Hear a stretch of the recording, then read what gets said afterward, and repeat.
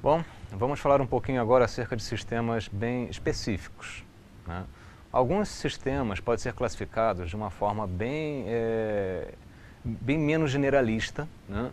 Porque eles têm uma utilização bem definida, né? Claro que eles não impedem que eles se enquadrem também em classificações anteriores, né? Como classificações de processamento de transações, SIGs e etc. Mas eles têm uma finalidade muito bem definida, né? Então eu tenho, por exemplo, sistemas de controles de processos, né? Isso aí se refere ao quê? Se refere à automação, por exemplo, um sistema de um elevador inteligente, né? São sistemas que se referem à automação de alguma coisa. Eu posso ter um sistema de câmeras de vigilância, eu posso ter um sistema onde eu tenho automatização de uma série de elementos como uma entrada automatizada, tá? Chama de catraca eletrônica. Então, todos esses sistemas são sistemas de controle de processos, né? Muito usados, por exemplo, na área de construção de carros, né? Automobilística, onde você tem aqueles robôs, eles têm um controle de processo que aqueles robôs devem fazer, né? Sistemas colaborativos são outros tipos de sistema, né? Que visam o quê? A comunicação e a produtividade, né? Videoconferência é um tipo de sistema, né? Aula telepresencial é outro tipo de sistema desse tipo, né? Muitas coisas são colaborativas, né? Inclusive as redes sociais, por exemplo, elas se aproveitam da estrutura já montada para montar, para poder criar novos ambientes colaborativos, né? Isso é comum, ok? Então, sistemas colaborativos são aqueles que visam a comunicação entre partes com um objetivo qualquer, né? Os sistemas especialistas.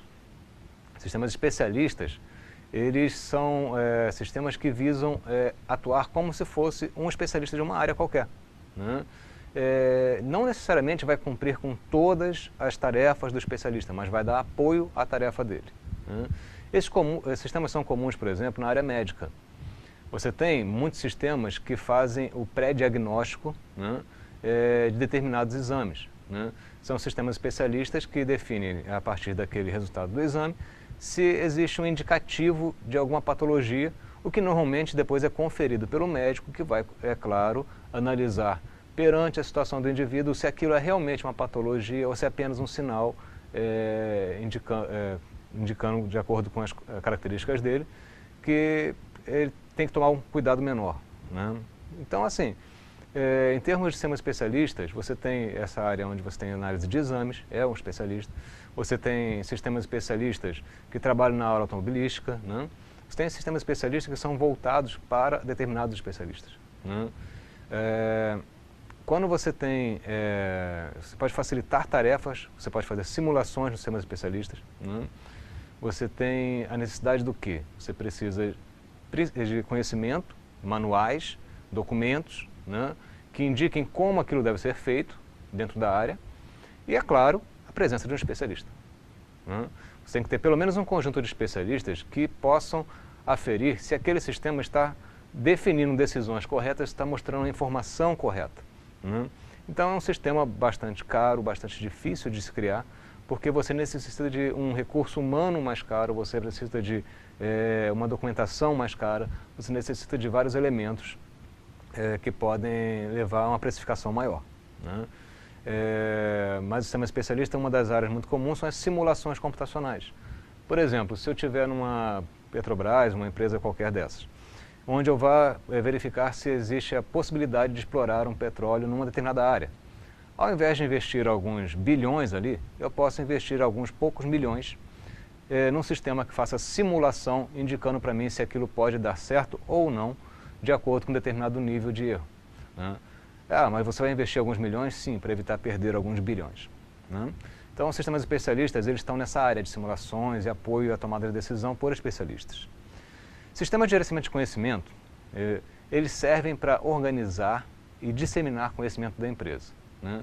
São sistemas onde tem, por exemplo, quando você tem que disseminar normas da empresa, você tem que disseminar qual seriam o que vai acontecer em termos de comemorações ou eventos, ou como você deve proceder em determinados casos.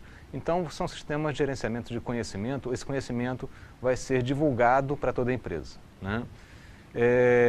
Os gerenciamentos de documentos também são uma outra área.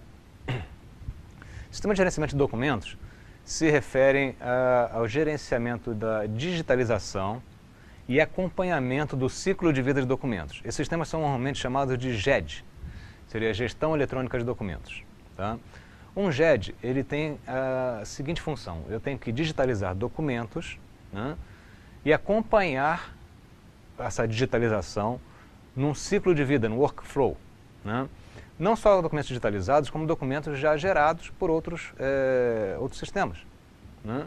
Pode, inclusive, utilizar assinatura eletrônica com criptografia RSA ou outra criptografia qualquer, para poder viabilizar a veracidade a cada ponto de quem está pegando a informação.